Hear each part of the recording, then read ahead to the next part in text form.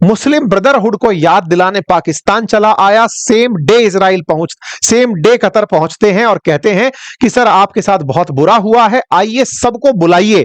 तो सबको बुलाने में अरब इस्लामिक समिट आयोजित की जाती है 14 और 15 सितंबर के दिन, और उस अरब इस्लामिक समिट के अंदर कतर इन सभी देशों के राष्ट्राध्यक्षों को इनवाइट करता है, इनके फॉरेन मिनिस्टर्स को इनवाइट करता है और बताता है कि हमें क्या करना चाहिए, क्योंकि अल्टीमेटली इजराइल नाटो की तरह अपनी एक फोर्स ना बना लें।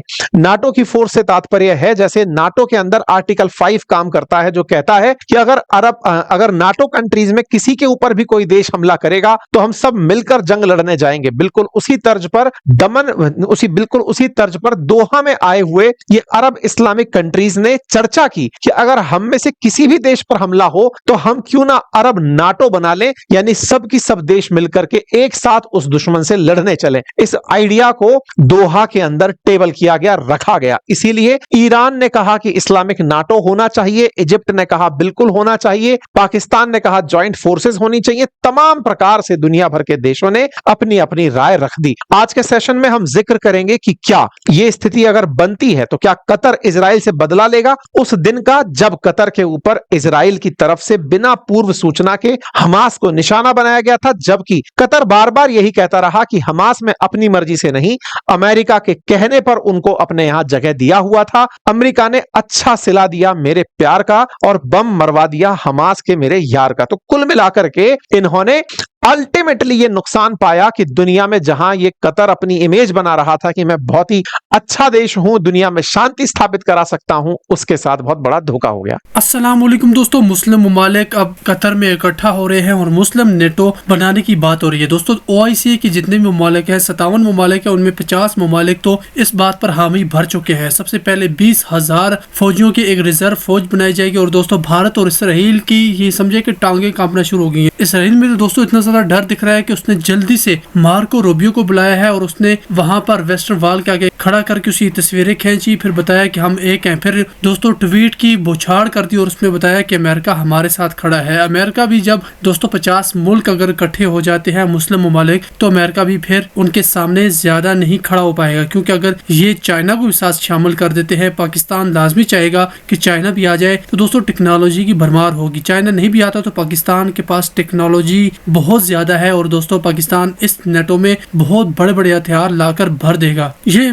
ममालिक इनके पास आपको पता है पैसा इतना है कि पैसे की भरमार है, टेक्नोलॉजी पाकिस्तान का काम है और दोस्तों ये इतने बड़े बड़े हथियार बना सकते हैं कि इसराइल और अमेरिका को ठिकाने लगाया जा सकता है। और भारत को अपनी ये पड़ गई है कि फिर हमने पाकिस्तान पर ऑपरेशन सिंदूर जैसा कोई काम किया तो ये 57 के 57 मुल्क घोड़ खाकर इन पर चढ़ दौड़ेंगे। फिर ये क्या करेंगे दोस्तों? एक तो दोस्तों आपको पता है आर्मी बनी भी थी राहील शरीफ की अंडर, लेकिन वो आर्मी बराए नाम से ही बनी थी, उसका कुछ भी नहीं हुआ। लेकिन अब जरूरत हो गई है क्योंकि अरब ममालिक अब बहुत ज्यादा सीरियस हो गए, क्योंकि एक के बाद एक अरब मुल्क को इसराइल टारगेट करता जा रहा है।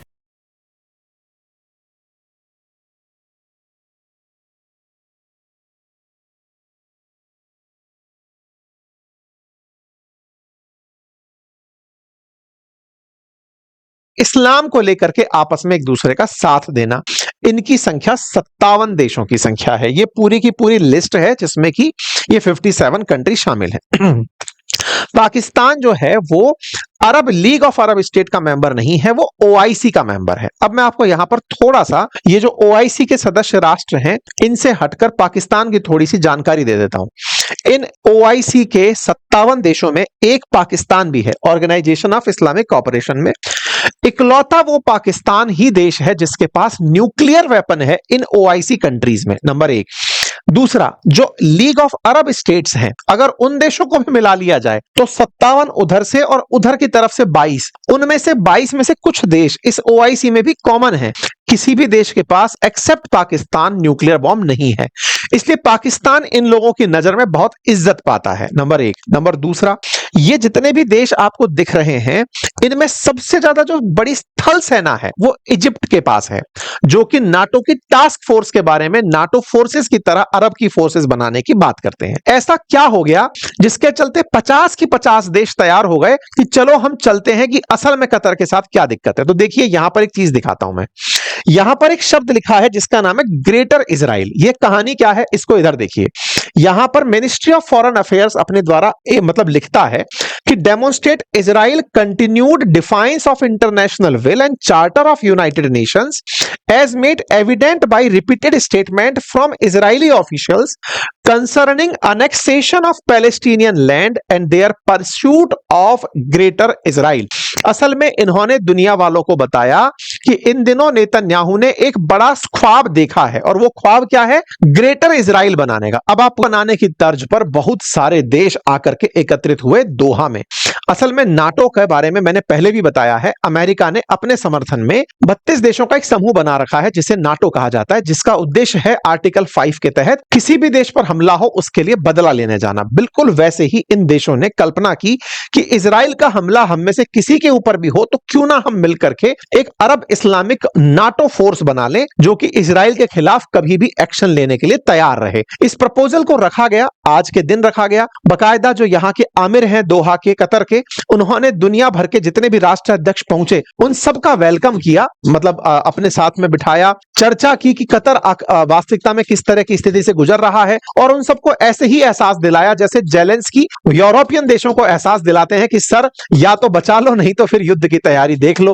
कुल मिलाकर यहां पर पहुंचे जितने भी बड़े राष्ट्राध्यक्ष थे 50 की 50 देशों के, उन सबको कतर के आमिर ने बताया कि देखो आज हम पर हमला हुआ है, अगर सब एक नहीं हुए तो किसी पर भी हमला हो सकता है। कुल मिलाकर के तमाम देश यहां पहुंचते हैं, 50 से अधिक देश यहां पर पहुंचते हैं, सब अपनी अपनी राय रखते हैं, और उन सभी की रायों में एक कॉमन राय थी कि इजराइल को रोकना होगा, और इजराइल को रोकने के लिए ज्वाइंट टास्क फोर्स जैसी चीजें अगर हो तो बेहतर होगा। इजराइल ने कतर ने यहां पर एक चीज साफ करी, और वो ये कि साहब कुछ भी कहो, इजराइल नहीं चाहता कि उसके बंधक छूटे, क्योंकि अगर ऐसा होता तो वो यहां पर हम पर हमला नहीं करता, क्योंकि अल्टीमेटली उसकी जनता जब उस पर प्रेशर डालती है कि बंधकों को छुड़वाओ, तो बंधकों को छुड़वाने के नाम पर नेगोशिएशन करने जिन लोगों को उसने भेजा कतर में, उन्होंने ही बता दिया कि नेगोशिएशन हो कहां रहा है, और उन पर गोला चला दिया। कुल मिलाकर के लगता यही है कि नेतन्याहू चाहते ही नहीं है कि बंधक छूट करके वापस बाहर आए। उनका असल उद्देश्य पैलेस्टीन पर कब्जा करना है, गाजा पट्टी को साफ करना है। तो ये तो हो गया इन सब की चर्चा, ये सभी राष्ट्राध्यक्ष पहुंचे और इन्होंने यहां पर पहुंचकर अपना काम किया। अब सवाल बनता है कि जब 50 देश के नेता एक साथ कतर में बैठे हों, नेतन्याहू उस समय क्या कर रहे थे? नेतन्याहू के पास किसका सपोर्ट है? तो भाई साहब इनके पास सपोर्ट है अमेरिका का।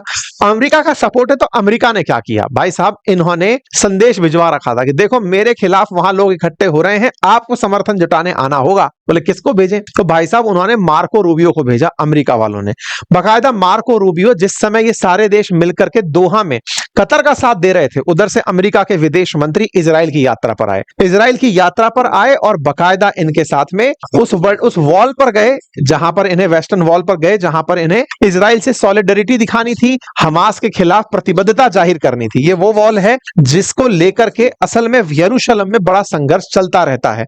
बेंजामिन नेतन्याहू यहां पर इन्हें लेकर पहुंचते हैं और साफ कहते हैं कि आपके और हमारे एक जैसे ही तो उद्देश्य हैं, हमास का खात्मा, हम उसी काम में लगे हुए हैं। हमें बड़ा अच्छा लगा यूएस के सेक्रेटरी ऑफ स्टेट से मिलकर के। बाकायदा मार्को रूबियो भाई साहब जितनी देर तक वहां बैठ करके ये लोग चर्चा करते रहे, मार्को रूबियो पूरे समय इजराइल में बैठे रहे।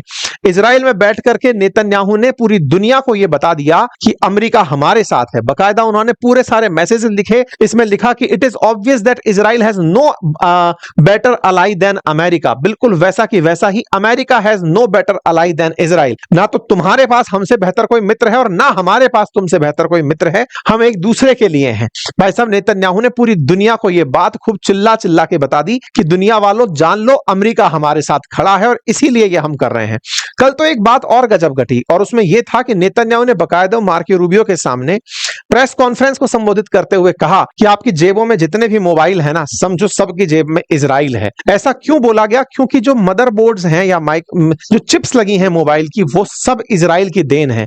इजराइल इस बात का ही सबसे बड़ा दंभ पालता है कि टेक्नोलॉजी चलती कहीं से भी हो, उनकी खोज इजराइल में ही होती है, इजराइलियों द्वारा होती है। खैर फिलहाल के लिए यहां से मार्को रूबियो नेतन्याहू को शांत करके कि भैया रुक जाओ, मत मारो किसी को भी। अब दूसरी तरफ यहां से उतर करके अब वो जा रहे हैं मार्को रूबियो कतर की यात्रा पर, और कतर जाएंगे इसलिए ताकि अमेरिका के खिलाफ जो कतर के दिमाग में थोड़ा भाव दुर्भावना पैदा हुई है, तुम्हारा सेंटकॉम हमारे यहां बैठा है फिर भी हमारे यहां गोले पड़ रहे हैं, उनको मनाने जाएंगे। ट्रंप से पूछा गया सर आपको पता है कि ऐसा ऐसा हुआ, इजराइल ने कतर के साथ ऐसा किया, तो इन्होंने कहा उन्होंने गलती की, ऐसा नहीं करना चाहिए था, वो नहीं जानते कि कतर हमारा कितना बड़ा मित्र है। कुल मिलाकर के अब नाटो की तरह ही एक कुछ फोर्स बना ले तो ही शायद इजराइल के इरादों से बच पाएंगे, अदरवाइज इजराइल पूरा मन बना करके हमास को दुनिया के किसी भी कोने में खोज कर मारने की तैयारी कर रहा है।